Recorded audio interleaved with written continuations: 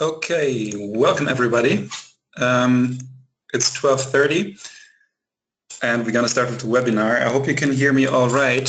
I'm sitting here with Anselm. Anselm is in the room right opposite of me and he's going to manage the chat. So if you have any questions in between with regards to the software, technical difficulties, if you cannot hear me all right, just write it in the chat and then Anselm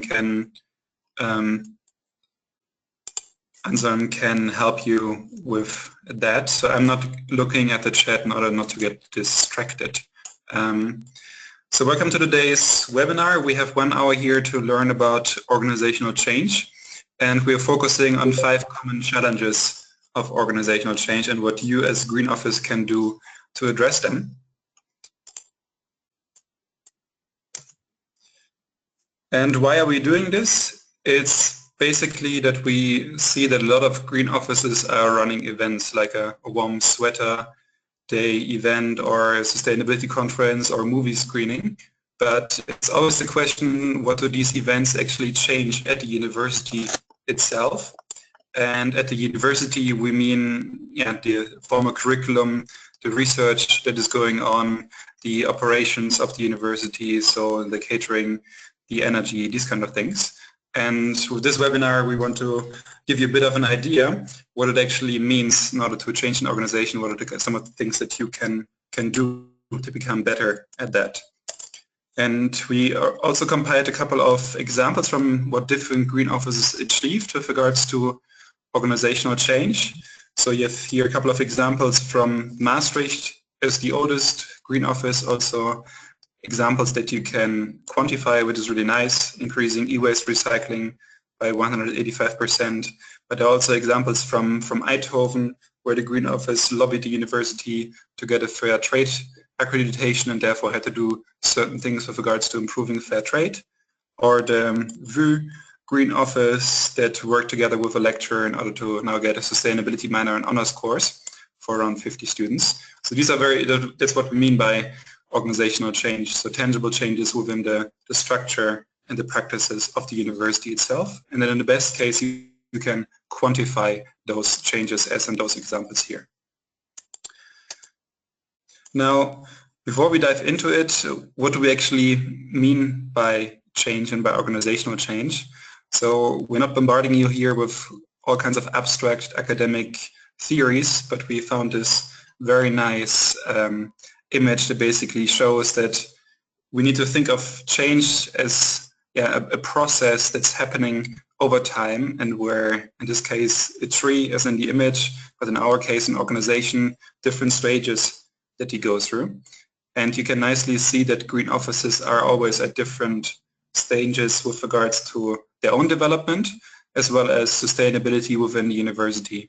So those that are just starting out, those that are already a bit more advanced, and those that are already have integrated this topic of sustainability throughout the organization.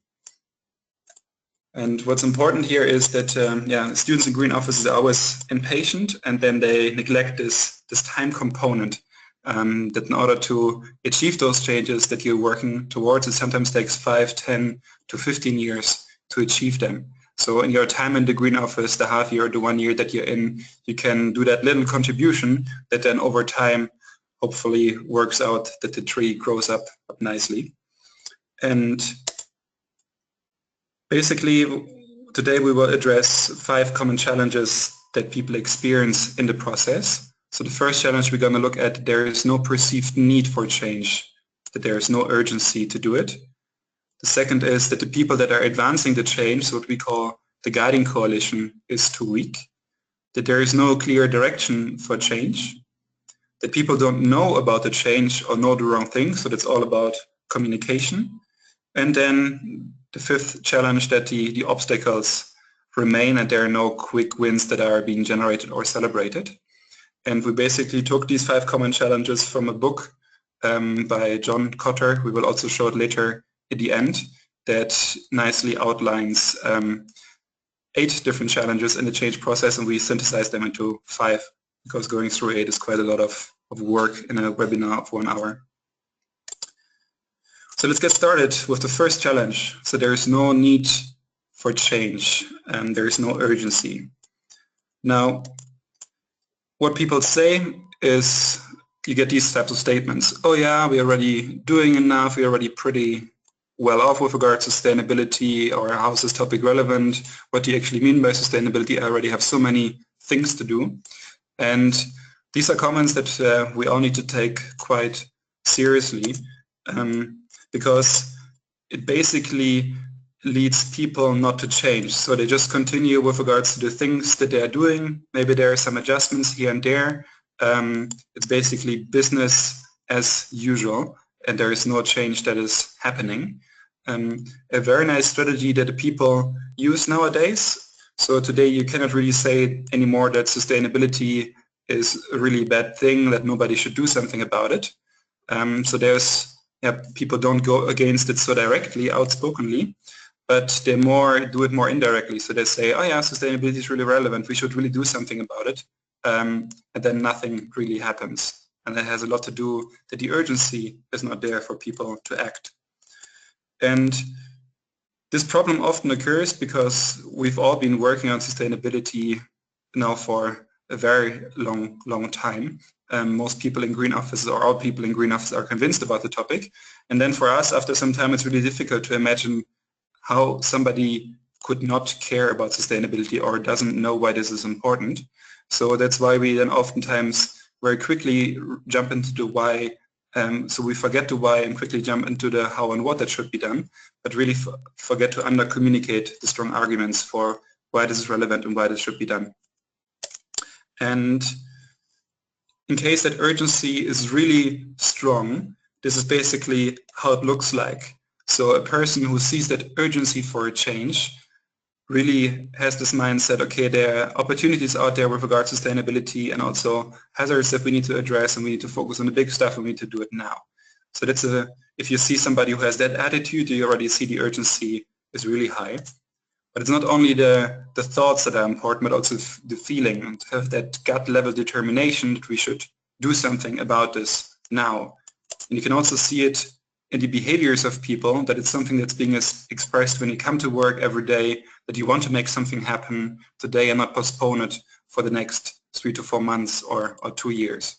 Because it's always a big problem with sustainability, that it's such a long-term issue, and it's easy to say, yeah, let's get going a bit now, but then in 2 or 3 years, down the road, we can make those changes. But it's important to get people into the mindset to do something today. Now, there's always a question, how can you do that? And we compiled an overview of different things what we believe are good practices to go about this. So of course, one thing is money. For instance, to really show, okay, our resource consumption is going up, we are using more energy, and therefore we are also paying more money. Or the other option is for you to illustrate the savings potentials. So if we install waste recycling, then we will save more money because the total waste that's being carried off by the university decreased. And of course, with research, it's very important to have this third-party funding, or maybe you find some opportunities where university can apply for funding to do some construction projects. So finance is here really relevant.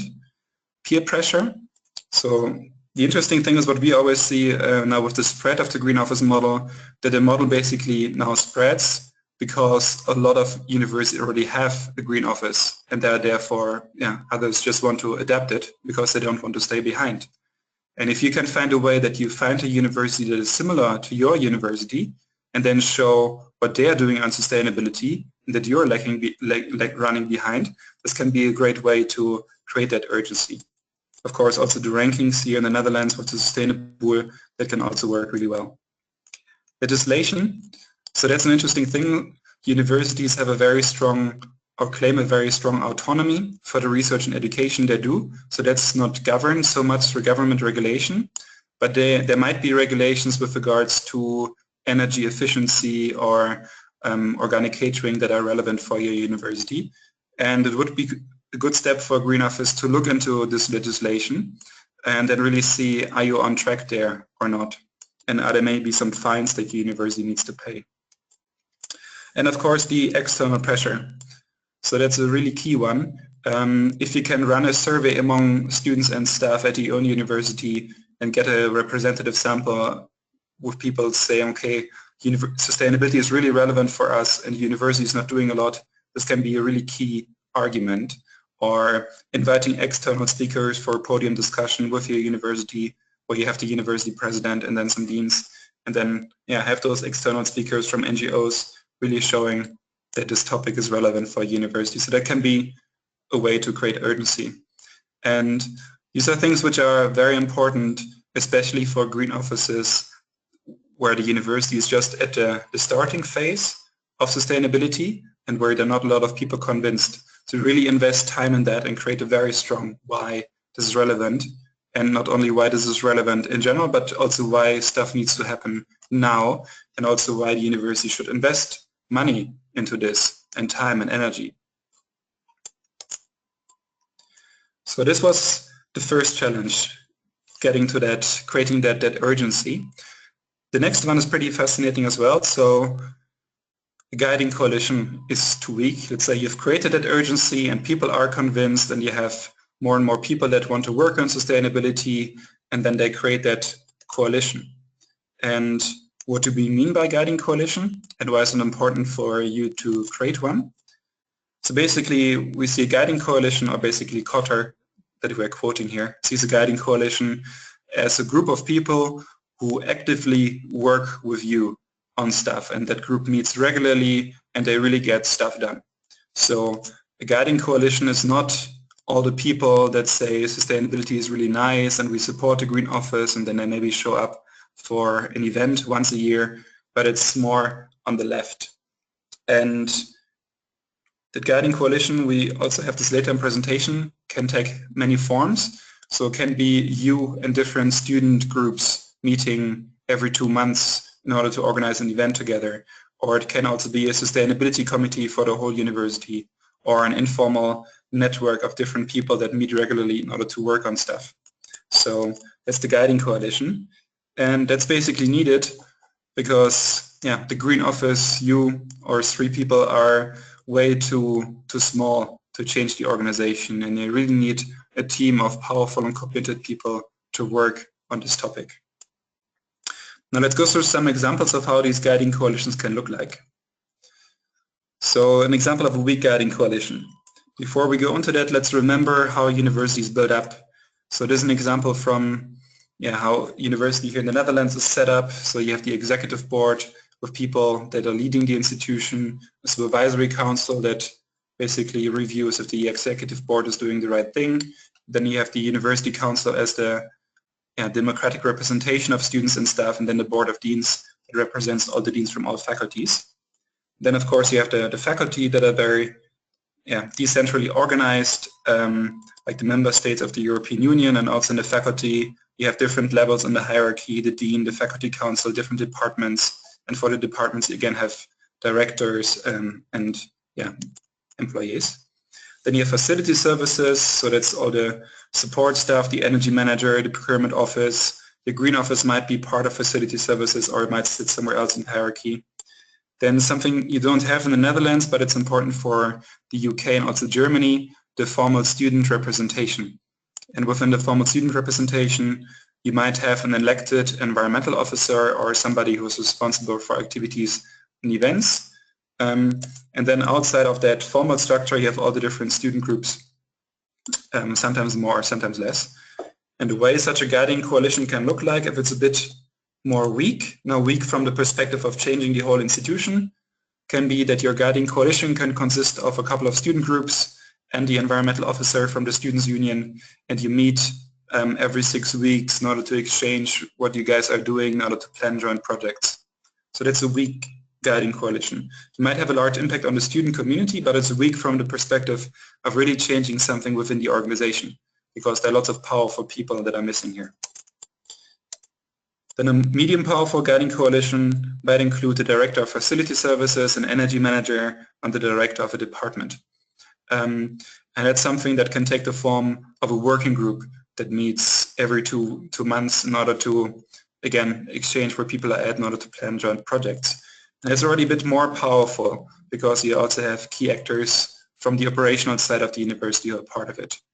But then again, there are not so many people from the academic side that are missing and from university management as such.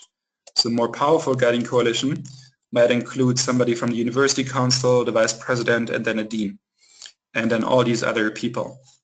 And then for that, the larger the group gets, the more difficult it becomes to organize. So it could also take the form of a working group or an official committee of a sustainability committee of the university that represents all these people.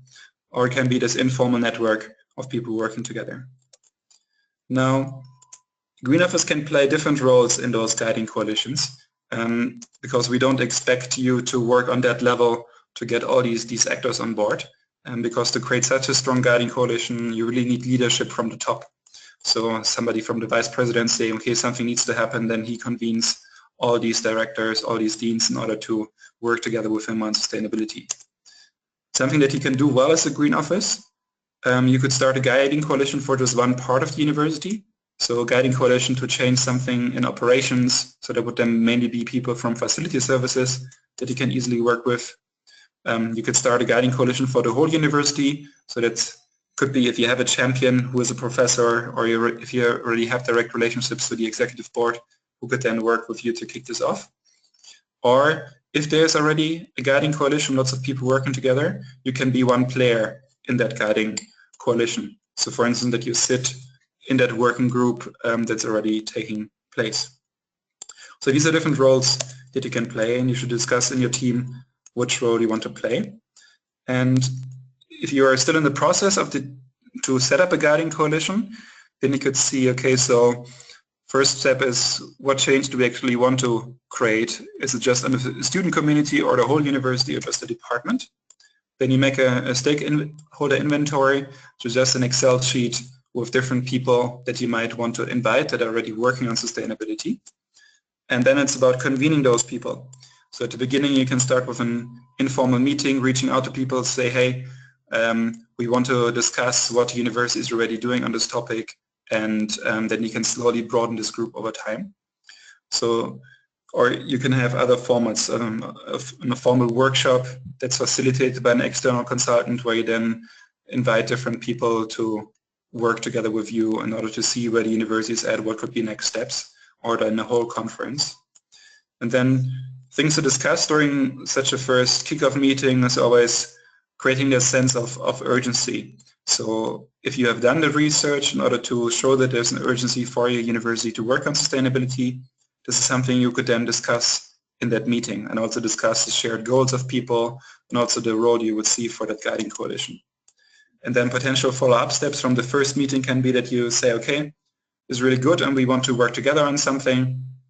That can be a joint project, can be just an informal knowledge exchange every couple of months, or that you say, okay, we want to develop a vision in order to have a clear direction of where we want to go. And it's again very important for you. You will not be able to lead a strong guiding coalition by yourself, but it really requires a champion, like a dean, a professor, somebody from the executive board who says, okay, I want to take the lead here. And then you as a Green Office can support and work with those people. So don't forget that point. So once we created that sense of urgency, brought people together in order to create a guiding coalition, it's always the question, okay, so where are we actually going to? So in the worst case, you have a university where you have lots of initiative, lots of projects that are happening, but it's not really clear where the ship is moving. And basically the situation can look like this. You have different people that stand around that elephant, so in this case sustainability at your university, that see different aspects and then they work on their little things. So professor might give some courses, somebody else might work on operations, but they all don't have a clear direction of where they want to go to. And the clear direction is really important in order to create synergy effects between people and kickstart a critical energy that people feel they're part of a movement in order to create a change in the same direction. So basically a vision can be a first step to get that direction. So a vision for 2030, 2040, 2050. So this is our vision where we want to be as a university with regards to sustainability, with regards to our social responsibility. And What's important is what is not a vision is that mixing of different discourses. So an important step with regards to developing a vision is that you become very clear what you actually mean by sustainability and what discourse you talk about. Because you can talk about climate change, you can talk about sustainable development goals, you can talk about global citizenship, social responsibility, and it's a really important step in order to get clear what is the language that you guys want to speak with everybody. And that's a challenge if you have lots of discourses, lots of languages that people talk. Then the vision can be very blurry, like in 2030 we want to be a sustainable university, and it's okay, what do we actually mean by that? Or the vision can be too narrow, saying that in 2030 we want to be a climate neutral organization. So being a climate neutral organization is very limiting because it's primarily focused on the operational side of sustainability. Then of course not only developing this vision yourself but involving more people, making it a very long document, inventing a vision where there's already something. And then also the biggest crime is just focus on developing the vision but really not being clear about how do we actually communicate this to people, to our target community. Because in the end it's just a document, it's being uploaded on a university website, and then that's basically it. That's not what you want. And there are different ways on how you can develop that vision. So this is taken from a really cool paper that was written by people in Austria, where they outlined good practices and how universities can go about developing sustainability strategies. So the guiding coalition that you have might ask the executive board in order to get the green light in order to develop that sustainability vision. And then this guiding coalition that you have over half a year basically develops the first draft by studying what other universities are saying, doing a good analysis of your organization, or getting external facilitation through a consultant who has already lots of experience with developing sustainability visions. Then then this first draft you can then take to organize 1 or 2 workshops, or maybe even more, where you invite different people to get feedback on it and discuss the vision. Or you can give people the opportunity to give feedback online, that you just upload the document on Google Docs and then people can give comments.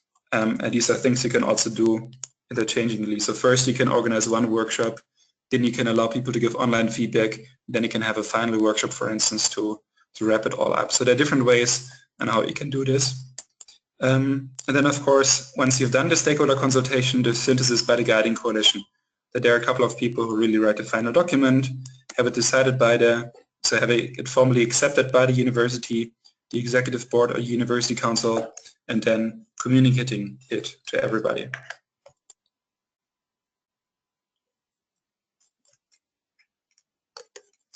Now, vision is one element of getting the direction clear, but it's not very operational. Saying we want to be a climate neutral organization in 2030, okay, that's a vision, but how do you actually go there? What does it mean? What are the goals? What are the milestones that you have, and how can you make sure that you actually are on the right track? So this example from Maastricht University, how this was done there, that we developed a climate action report, which is a short sustainability report for a university. That was one of the major successes of the Green Office in its first year of operations. And then we said, okay, wait, there's actually no clear vision of where the university wants to go to with regards to sustainability and what we mean by that. So then we engaged in a process to work with different people on that vision. And the vision outlines what university means by sustainability, and then what it means for the different areas, education, research, operations. And it's a 2-page document. And then it was clear, okay, this vision is a nice thing, but how do we actually go there? So there's now a roadmap that outlines different milestones in order how to reach that goal, but also clear quantifiable targets. And then every 2 years now there is a sustainability policy that's being made as a very clear action plan on what should happen in the next 2 years in order to get going. And then also the Green Office once a year does a sustainability progress report in order to see if those targets are actually being reached. So this is how such a governance framework can look like, where you have a very nice combination of a clear long-term goal, medium-term goals, short-term action plans, and then also progress reporting. And it's something that you can do very big, in a very detailed way, with lots of data, lots of information, or you can also start in a small way, that it's not so much work. We're not going to go into so much detail here. There would then be another webinar, but we are now piloting with another organization to develop a sustainability strategy with them that's very actionable and very hands-on. It doesn't include long documents, which nobody reads in the end anymore.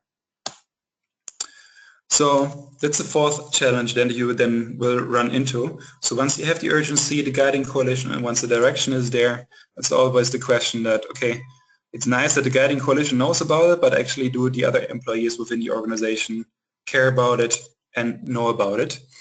And also, do they know the right things? And that's also something else that then can happen easily in communication, that people have all kinds of different ideas. Oh yeah, we wanted to reach that goal by 2030. Oh no, it was 2040. Or was it 2050? Let's see again.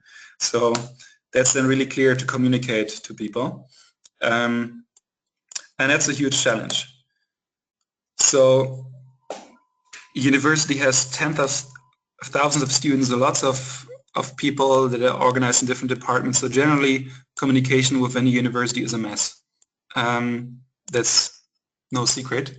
And basically, one of the problems that then sometimes happen is with regards to those visions when they're being developed, they're just being uploaded on the website. Some people have the link and that's basically it. Or that there is a kickoff event and that's basically it, or people give a couple of speeches. But if you compare that to the whole annual communications that are taking place within that university, it's just really that very tiny percentage of the communication around the sustainability vision.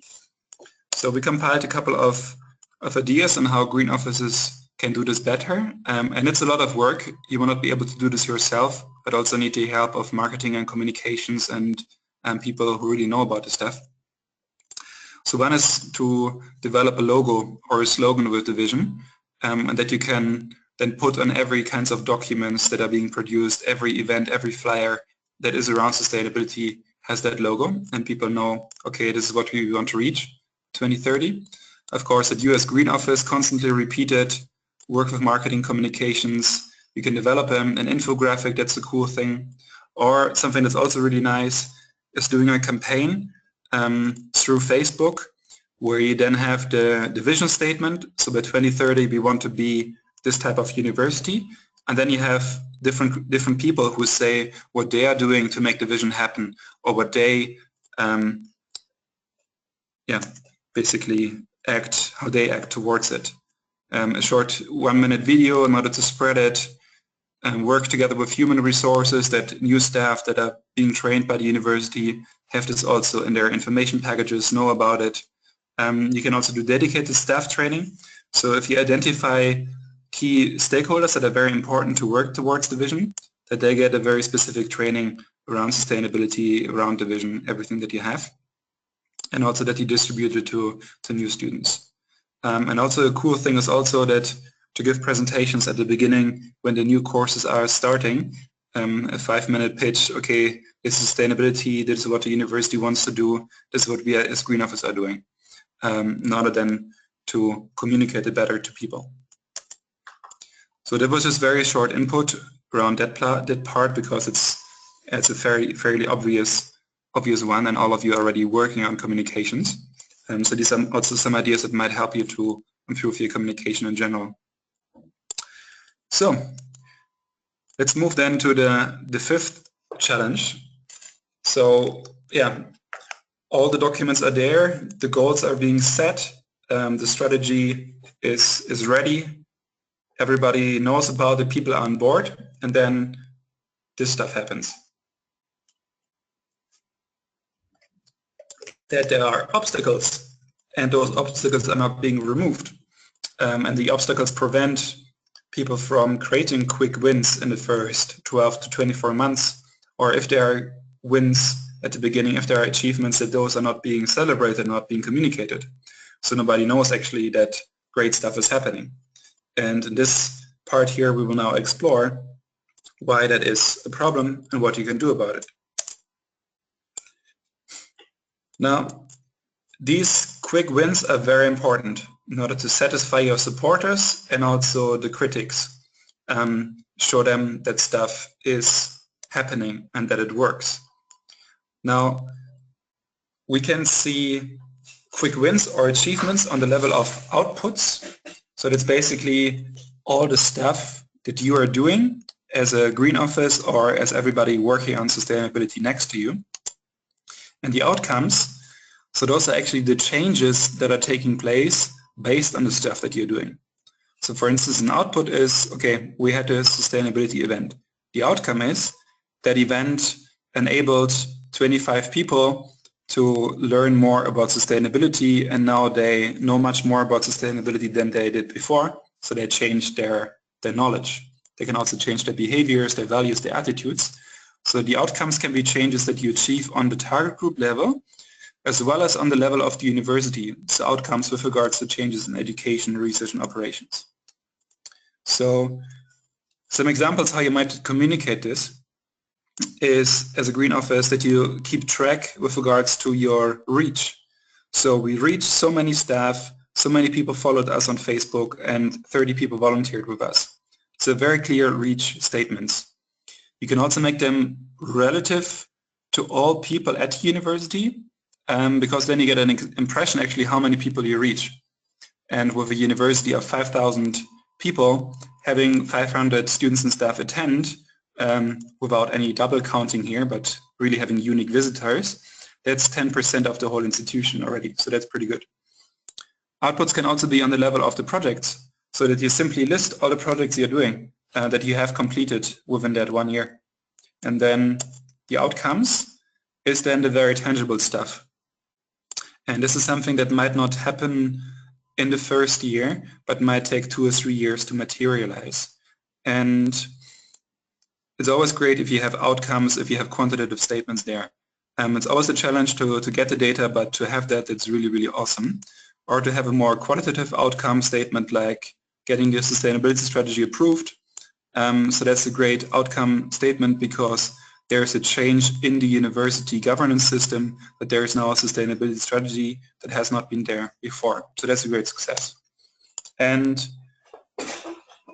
now you don't want to make this a huge exercise where you have all kinds of, where you track 50 different metrics and collect them all.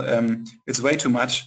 So I would recommend here identifying 4 or 5 key metrics with regards to outputs. And I think the easiest ones we already have on there. And then just write them down in an Excel sheet and then track them every month. So that requires that, for instance, the internal organization coordinator just updates this Excel sheet every month, or you do it half a year. It's something I can really recommend. So we're doing this as rootability as well. We have a very simple Excel sheet where we have all the numbers in there of people that participate in webinars and also in workshops, and then we track them over the different years. So that's a fairly easy thing to do. And then in this way it becomes very, very evident what you're doing. Now the question is, how do you actually communicate this to people? It's really fascinating to see, but very few green offices actually have annual reports where they document in a very simple document what they have been doing. And that's already a very easy practice to do, but still not a lot of green offices are doing it. One reason is that the university not necessarily demands it. So our green offices that are doing some sort of reporting, they always do it on their own initiative.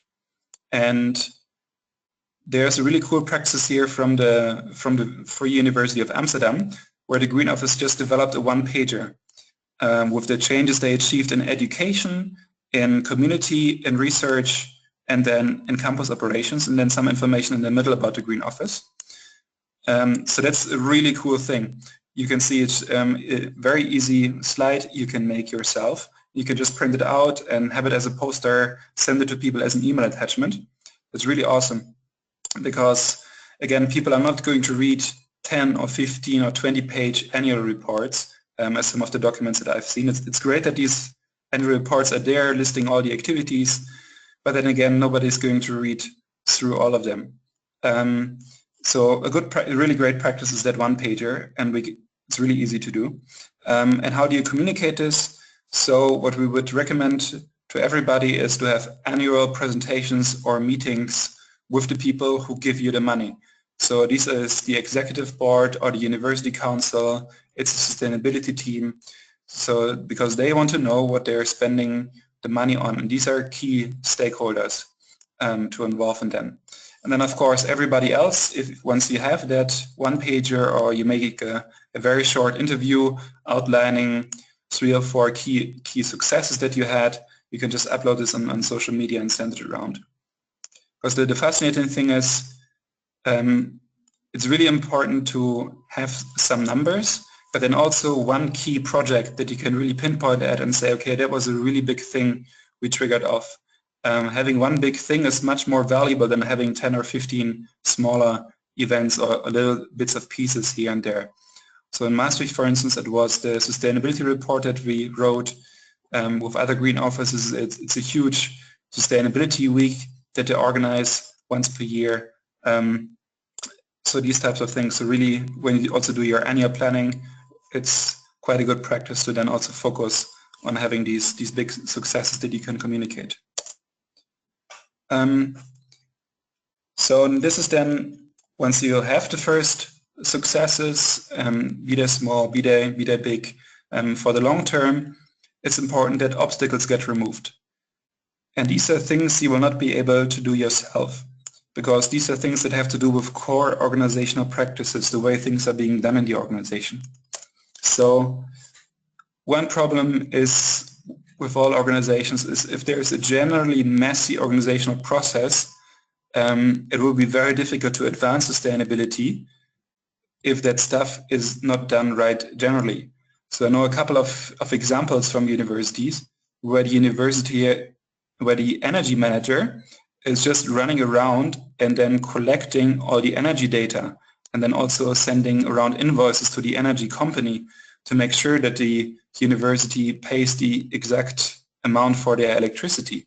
So that energy manager is completely booked out with that stuff, and then the person doesn't have any time for change processes. So that's, for instance, a problem where a messy organization process can be a barrier.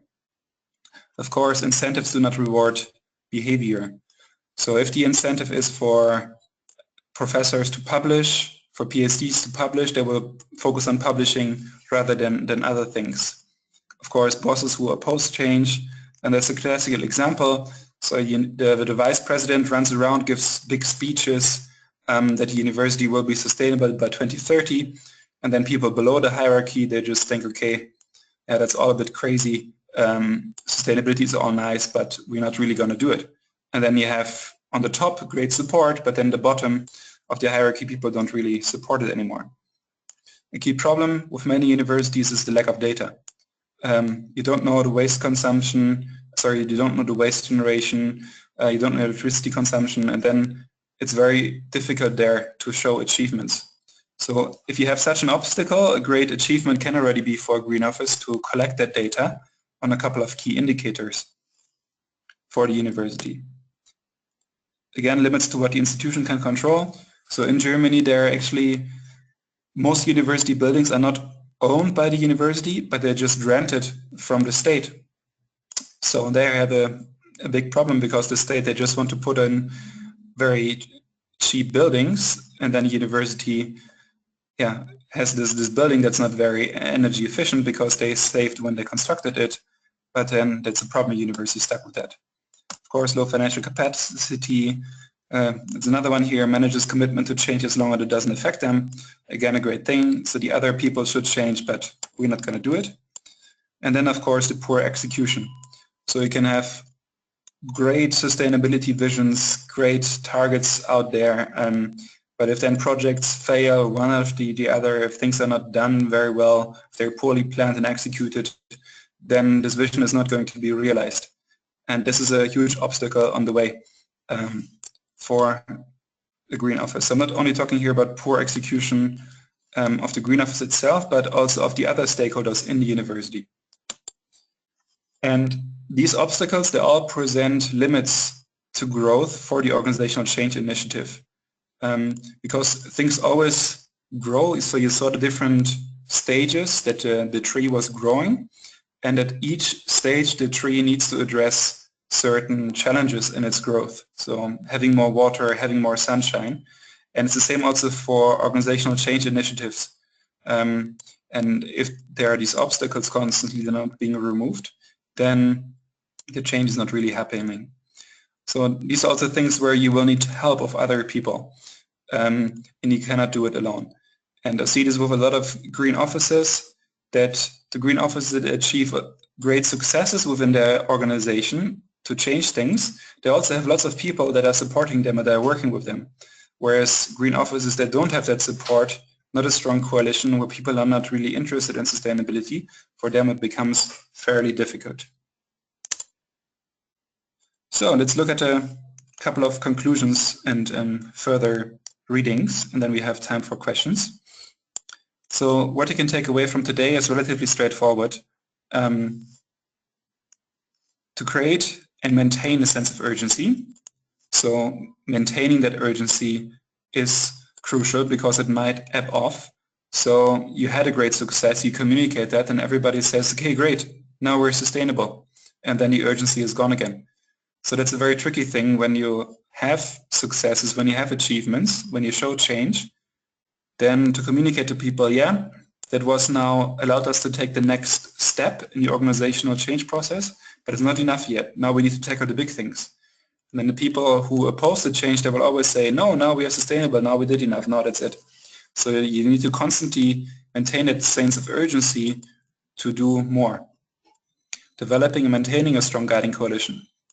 So setting it up is one thing, maintaining it over time is a huge challenge, as people might go to another university, so they're out and new people are moving in, they lose interest over time, they're very busy, so you can set it up and then it might wane off over half a year or 1 year, so that's another key thing. Co-creating a clear direction for change, clear, and then this communication. So that's also a key thing, I think, where where a green office can have a key impact by having very good and great communication about what the university is doing on sustainability to students and staff. Because once these things are being communicated, there's also a much stronger need for the university to do something. Because one thing is if you have a very ambitious sustainability vision and then you just upload it on the website and nobody reads about it, so that's one thing, but if everybody in the university actually knows that you have these ambitions, then there will also be much more accountability from the university community to management that these things should change. Remove obstacles and celebrate quick wins. So that's a fairly clear one, the celebration. That's a good thing for green and cool thing to do. And if you have some more, if you want to read more about this stuff and have some more tips and tricks from the person who developed these things. So his name is John Cotter. You can just Google him. He was a professor at Harvard University, and he wrote an article in 1995 in the Harvard Business Review on leading change, and then later also a book. So he has been working on the topic for over 22 years, and he updated the book recently into something that's called Accelerate. So that's a new way of how he now thinks about all the work he's been doing. And there's also a cool YouTube channel. So I watched most of the videos there, and they give you, if you take 30 minutes to watch through the videos, you already get a much better understanding of what it actually takes to change an organization.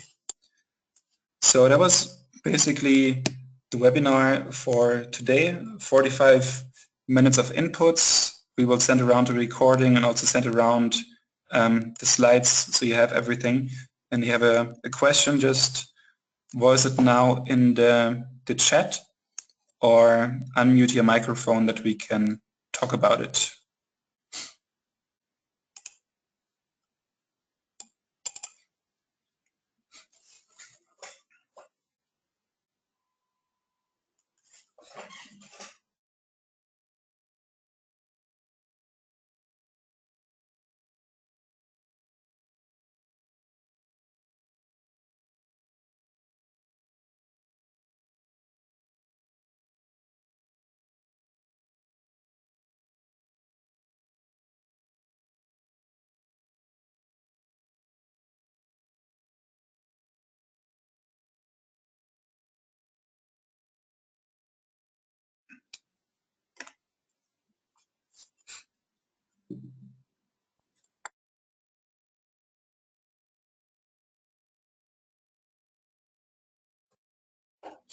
You can just voice your questions or comments in the chat. You can also use it as an opportunity to share some good practices that you have as a Green Office.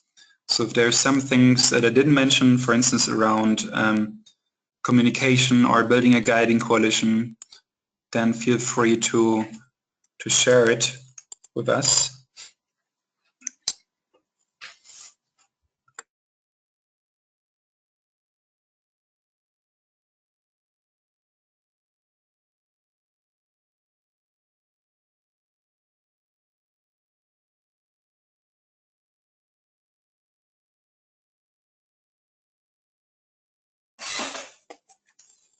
Okay, so we would give you some more seconds to answer the question, sorry, to raise your question or to write in the chat.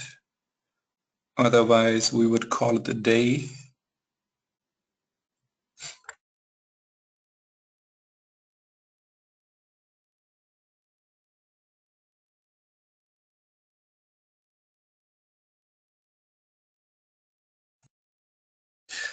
Yeah, that's a good comment from Saskia.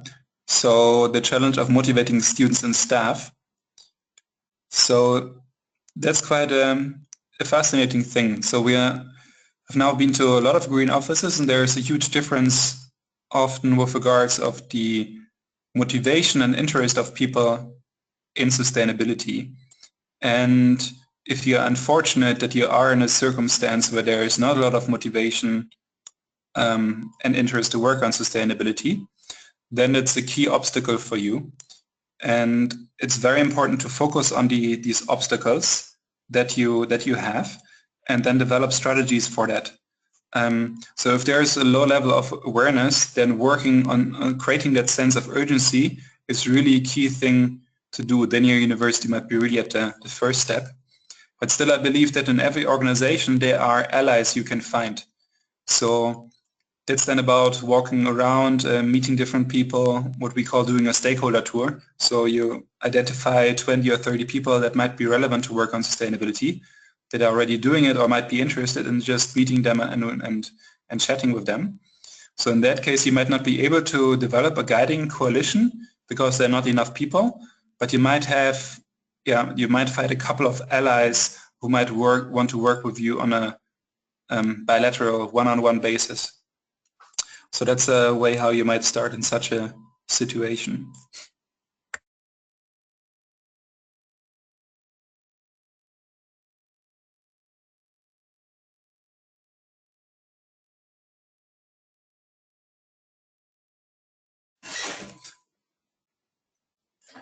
Cool. Then thanks a lot. So we will send you all the links. If there are any more questions, just shoot us an email or give us a call. Then we can talk about it and see how we can be of assistance. So thank you very much. It was a lot of fun giving this webinar. This topic is also new for me, and I did quite some readings beforehand. And that's basically it for today. Thanks a lot and have a good day, and yeah, enjoy the summer out there. Bye-bye.